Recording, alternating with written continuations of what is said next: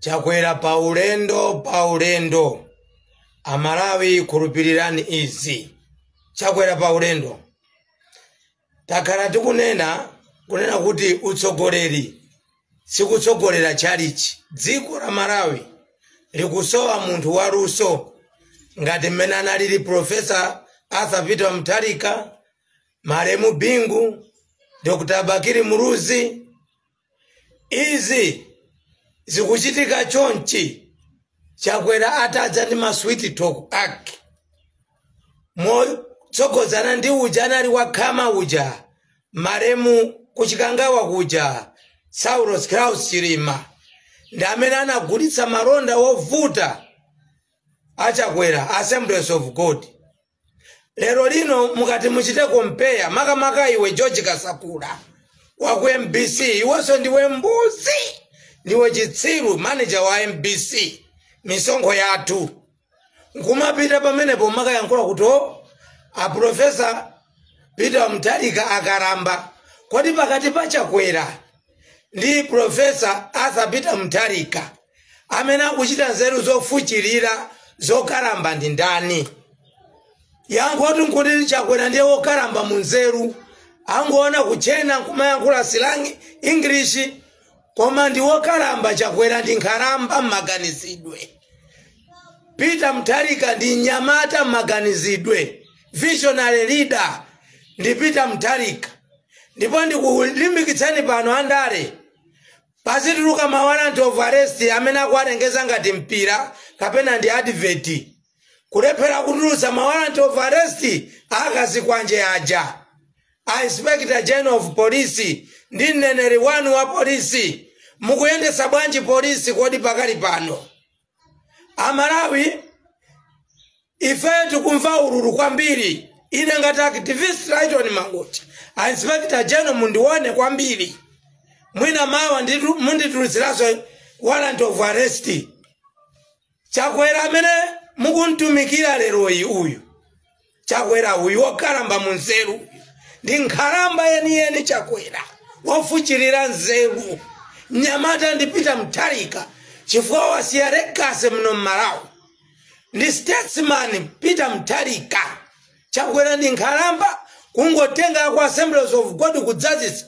Lero Henry Kachache akufoyitisa game ya mafuta chifukwa chakuti sanga muchotse ndi cheni imene akutafunira limodzi. Amalawi ndikutsimikizireni pano Chakwera ndi paulendo akupita Chakwera.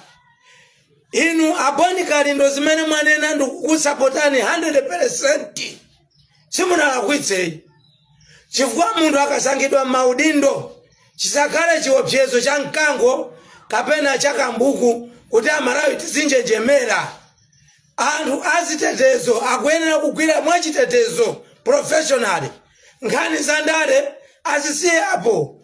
Zikamala kuika andalewo iwo azingochita intervene ndikuyendesa dziko mmene lilili. Osati kukhalaso mbali ya chipani choopseza chakazikwanje. Ayi.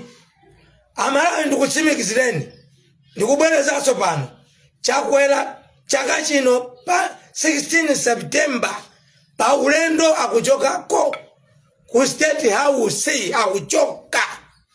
Akabambe musakale ndi frustration ya dzina kuti mwina mutulutsidwa warrant of arrest. Kumangidwa sivuto. No sanumani chisare. Onani akamulepo amamangidwa amalimba. Kamulepo sairutiani.